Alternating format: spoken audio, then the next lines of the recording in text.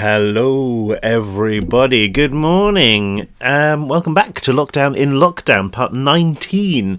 Today, I'm wearing a hat. I don't know why, just thought it would be something to break up the monotony of lockdown. Has it worked?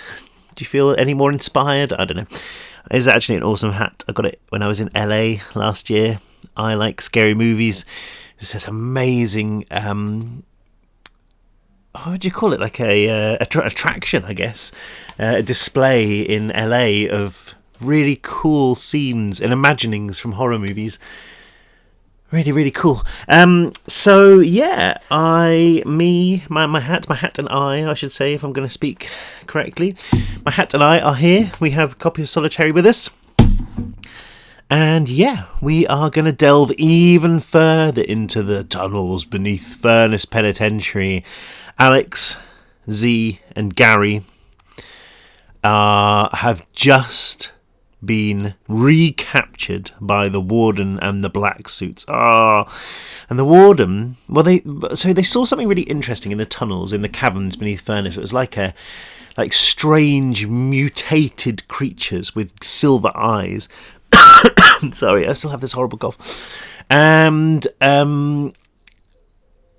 these creatures tried to kill them, except for one who almost seemed like it was trying to save Alex. And the warden said the reason they found them is because they followed what he calls the rats, the vermin that live beneath Furnace. What are they? I have no idea. We will find out soon, I'm sure. So, this chapter, I'll just probably do two today because I feel knackered. This chapter is called... and Alex and Z have been thrown inside the hole. The hole is literally a hole. They've each got a hole each. They're in solitary confinement. It's like a hole in the ground with a big steel trapdoor on top. Nothing but rock. It's pretty gruesome. Thoughts from the abyss. When every link to the outside world is severed, time has no meaning. It ceases to exist other than as a dull memory, a vague recollection of what a minute used to be, an hour, a day. Sealed up tight so far beneath the ground, every single second was stretched out almost to infinity, each one a vast and empty abyss where time used to reign, an ageless aeon, I know how to spell it, barren of significance and consequence. When every scrap of light and sound has been taken away, reality has no meaning. It, too, ceases to exist.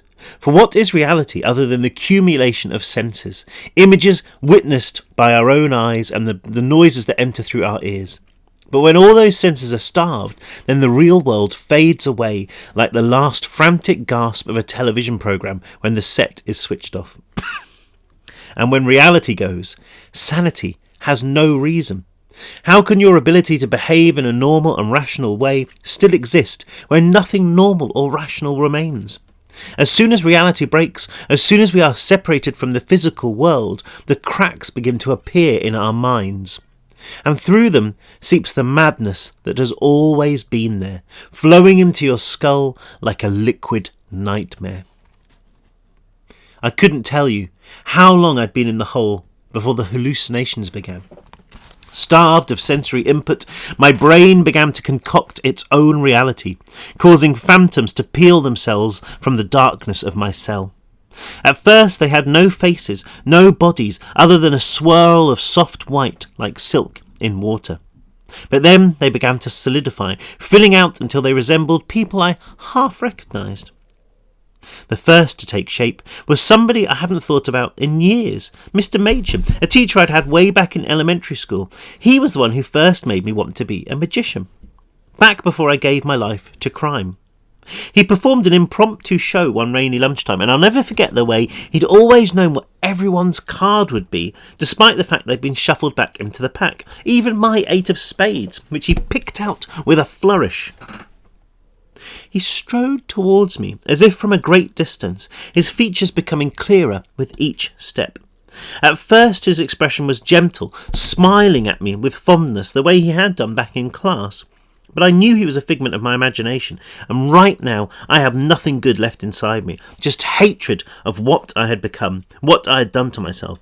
So I guess it wasn't surprising when his eyes narrowed and his mouth opened and he started ranting.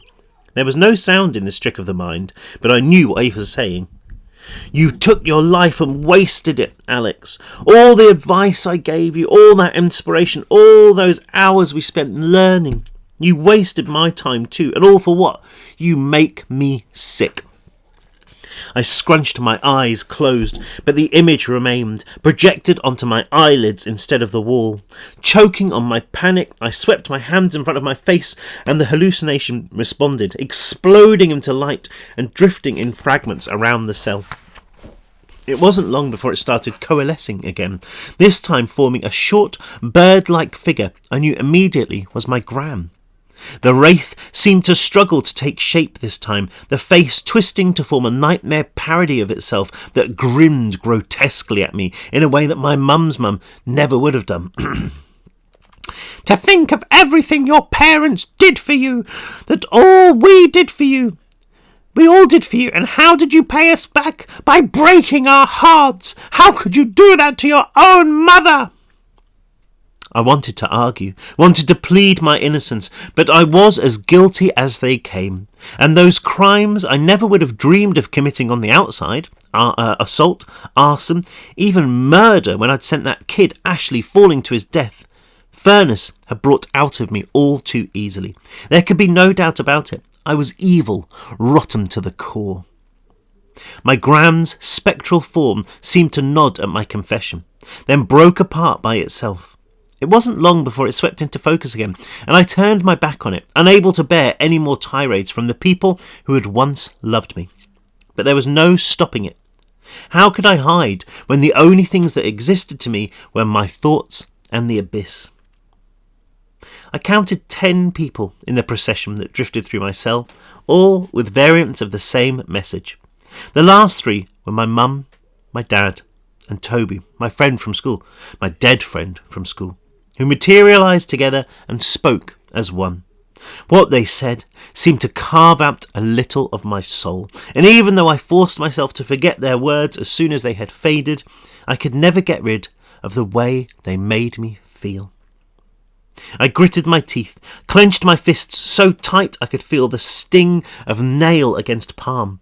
It felt like I'd been in the hole for weeks already, tortured by the ghosts of my past for hours on end.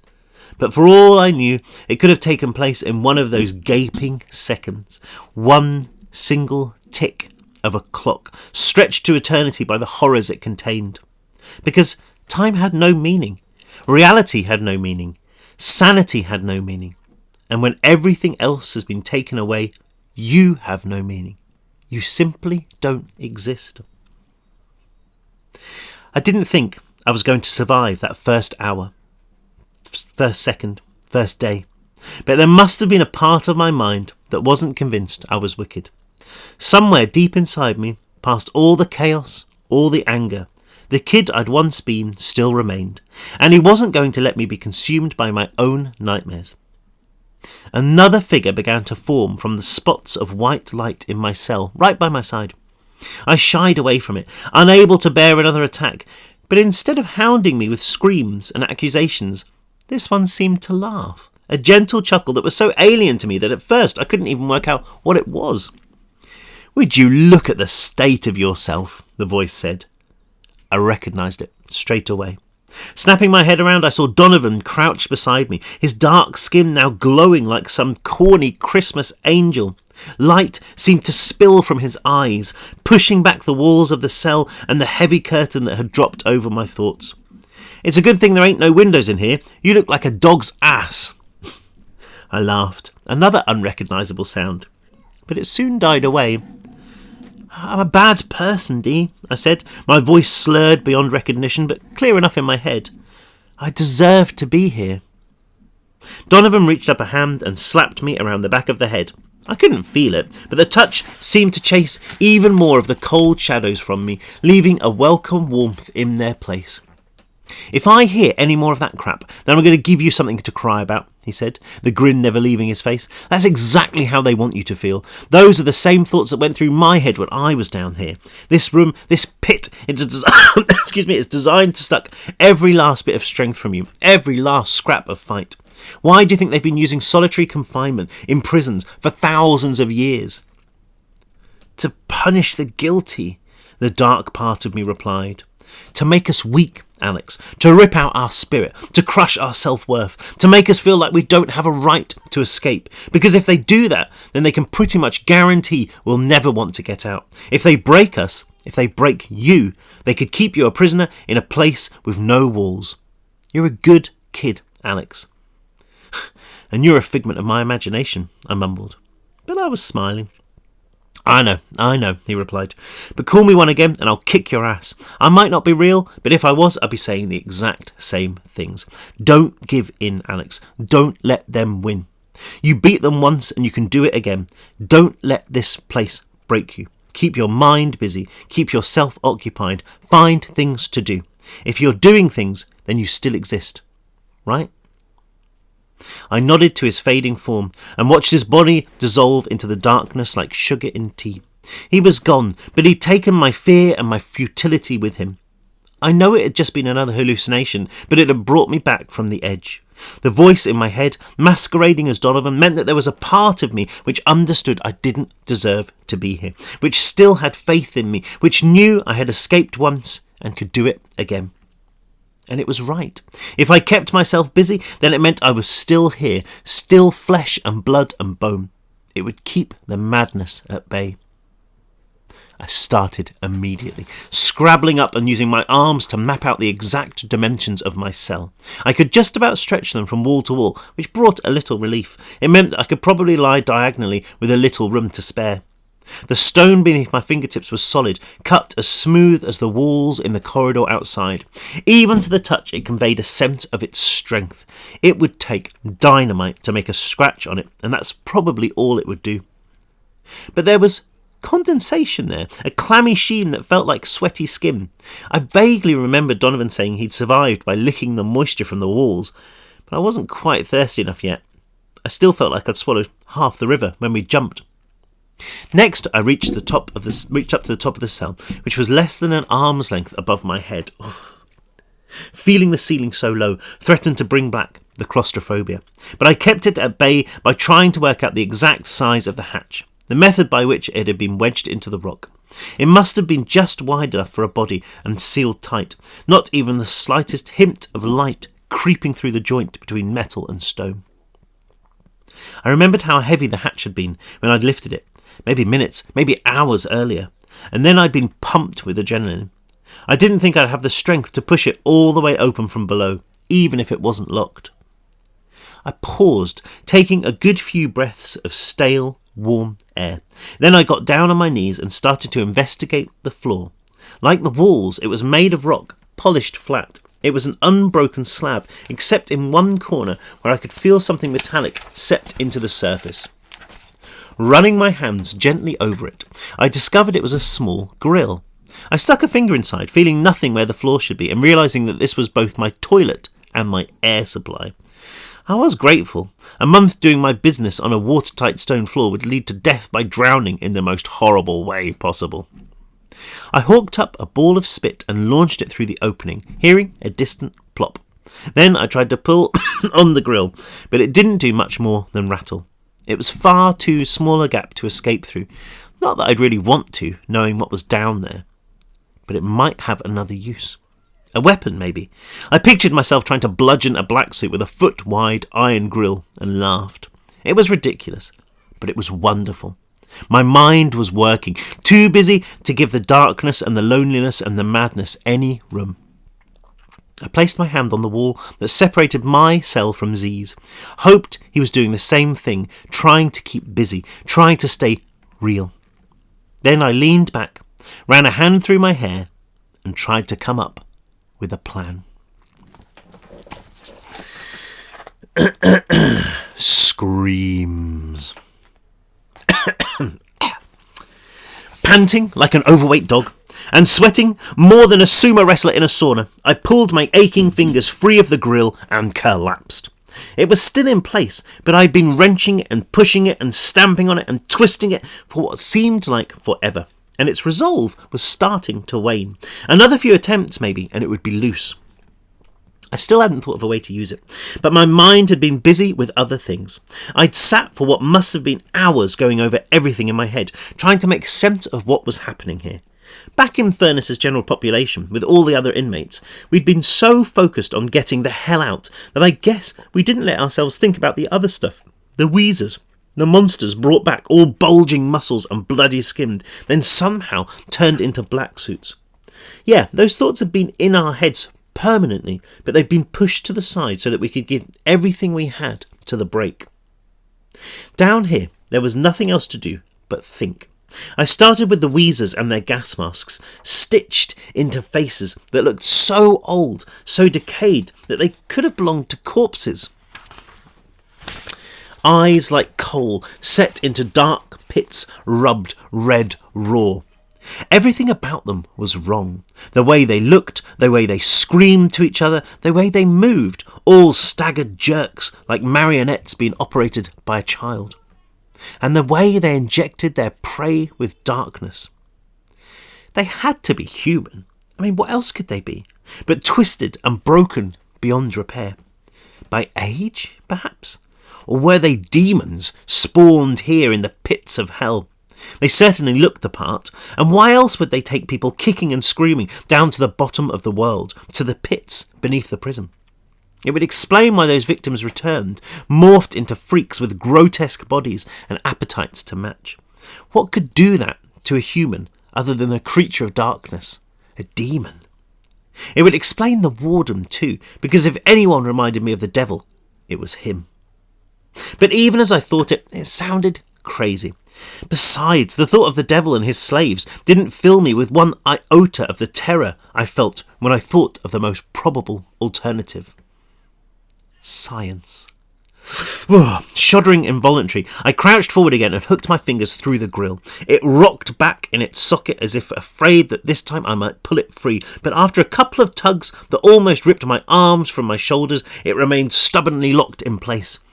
I'd heard the grating of mortar on rock though, and I knew it was weakening. I wiped the sweat from my brow, trying not to think what my hands must look like after groping the toilet for hours on end. Banging the back of my head gently against the wall, I attempted to analyse the thoughts racing through my skull. Science. Bad science. It made sense. I mean, what had the warden called us? Specimens. Lab rats for some sick and twisted project.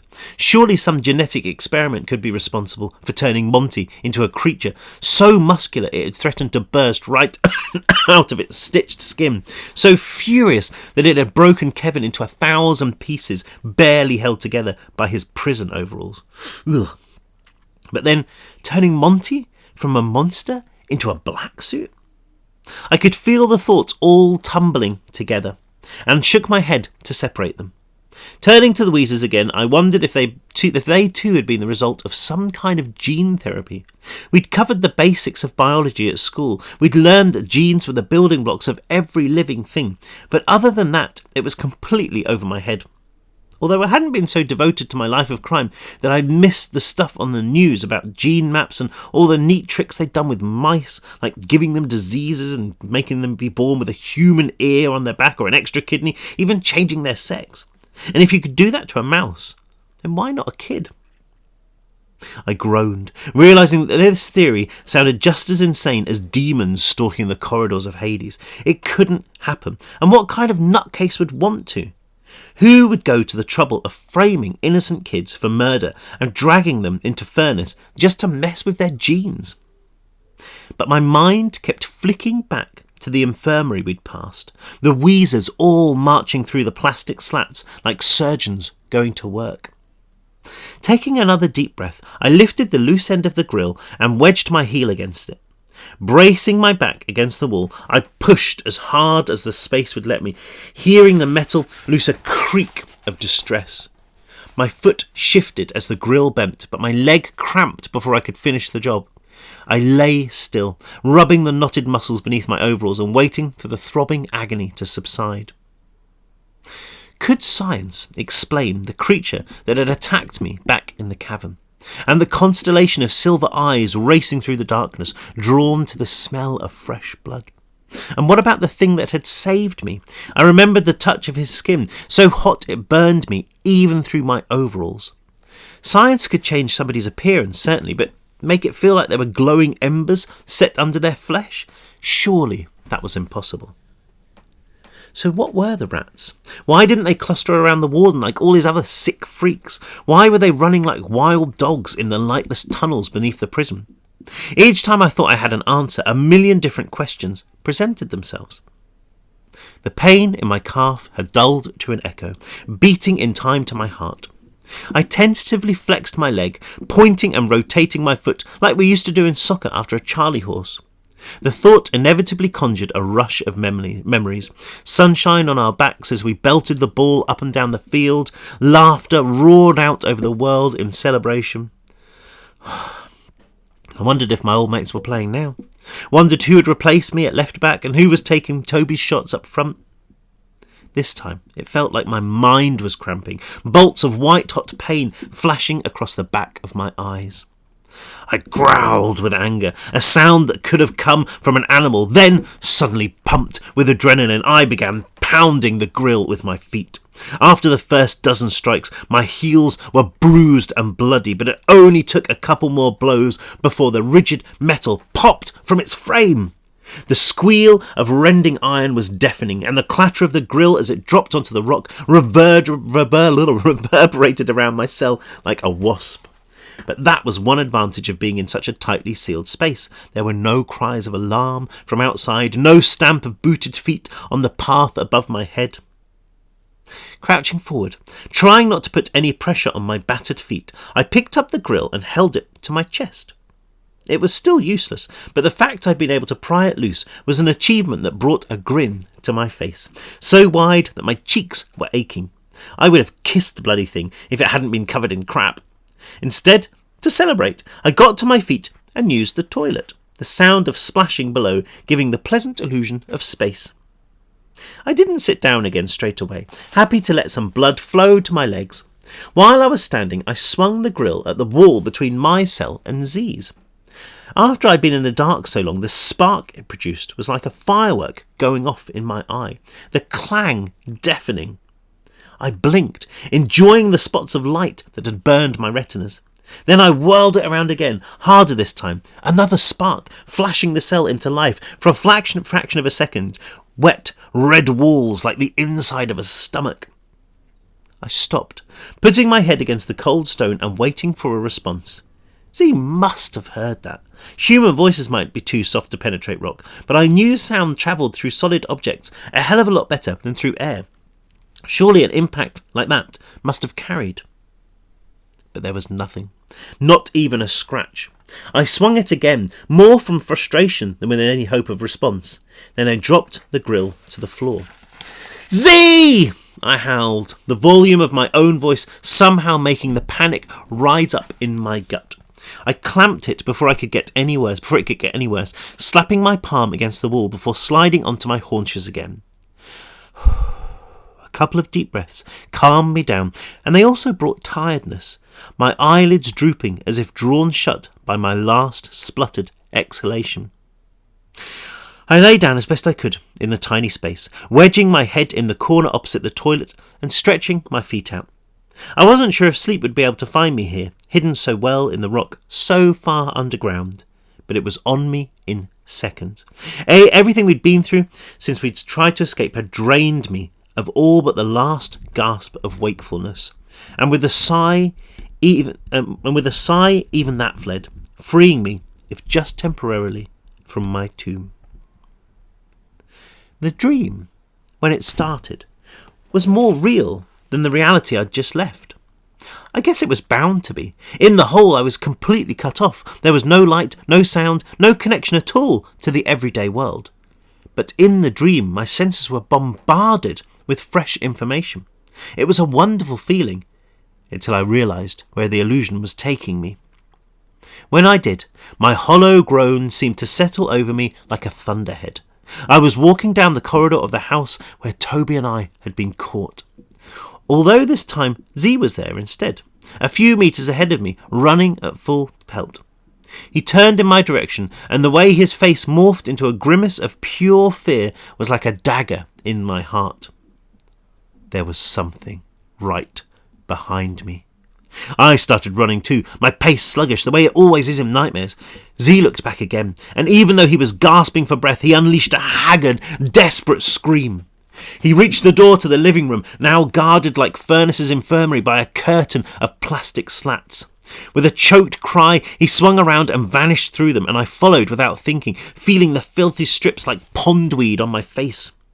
On the other side of the curtain was the room where the Weezer had picked Toby to die and me to be framed for murder, where the black suits had laughed as one of them, Moleface, pulled the trigger. Only this time the bodies of a dozen boys hung limp and bloody from the ceiling, suspended upside down, ancient ropes tight around pale ankles. They were all dead, and they were all screaming. I felt terror grip me, and I mean really grip me. So hard I thought my insides were being crushed, my heart too constricted to properly pump my blood, my lungs unable to expand, my vision flickering on and off like a faulty projector. Z flew into one of the corpses, the impact knocking him off balance. He careened to the floor, spinning around to face whatever was behind us. I ran towards him, terrified, but knowing that we stood more of a chance if we fought together. I thought he'd be grateful, but instead he lashed out at me with his feet, screaming words that were soundless, but which were all too clear. "You're one of them! You're one of them! You're one of them!" I tried to argue, but before I could, the figures above me started to convulse, their drooping hands snatching from my head and their lifeless eyes burning into my soul. I fought them, but there were simply too many, their cold touch grabbing, tearing, gouging. "You're one of them! You're one of them! You're one of them!" I felt one of the dead boys press something against my mouth, the sting of a needle in my flesh. I screamed, but all that came out was a dry wheeze, and when I tried to catch my breath to cry out again, I felt poison flood my lungs. The room began to spin, the cadavers spiralling outwards like some macabre Catherine wheel. In a second, all that remained was their howls, an endless funeral dirge as I tried to rip the gas mask from my face. I shut up in my cell, the dream fading as the darkness around me once again began to seep into my mind, erasing all that had been there, except for the screams. It was so faint that it could have been an echo of my nightmare, but I knew immediately it wasn't. The noise was loud enough to penetrate my cell, dripping down on me like ice water. I felt my skin tighten into goose flesh, held my breath the better to hear it when it came again. Louder this time, and closer. This wasn't the same scream I had heard in my dream, although it had obviously inspired it. This sound definitely wasn't human, but a frenzied cry devoid of anything but hatred and cruelty. And whatever it was coming this way. I thought about what the warden had said, about the rats, those creatures from the cavern, coming to get us. But it was fine. I was locked up here, safe from whatever it was, right? Except the lock was on the outside. When the scream came again, it could have been from right above me. It still sounded like it was miles away, but I knew it was just a thin barrier of rock giving the illusion of distance. Something hit my hatch hard, and my entire body flinched. Another thump, then the sound of claws against metal. I curled into the smallest ball I could, praying for the noise to stop, praying so hard that I thought my clenched fingers would break. There was a muted shot, little louder than bubble wrap popping, then a thump as something fell onto the hatch. A second shot followed, then what might have been feet, and a third shot which I could hear pinging off the metal. I strained my ears to hear more, but whatever had been happening now seemed to be over. I didn't move. I kept my arms and legs bound tight and my head pressed into the warmth of my chest. With nightmares waiting for me when I slept and death here when I woke up, it was all I could do. Okay. Now I'll probably leave it there today. Tomorrow's chapter is, or the first of tomorrow's chapters is called Communication. What could that be about? Oh, sorry, I do feel really bunged up. I think I've just got a cold. So, yeah, I'm going to go and relax. I hope you get a chance to relax today, and I hope it's a lovely day, whatever you end up doing. Please come and join me tomorrow. We are racing through Solitary, and I think by the end of next week, we should be on to Death Sentence. So stay with me. You're about to see more of the horrors that lurk underneath Furnace Penitentiary. Not quite as horrible as the horrors that are lurking inside my nose right now, but that's a different story. All right. I hope you guys are all right. I'll see you soon.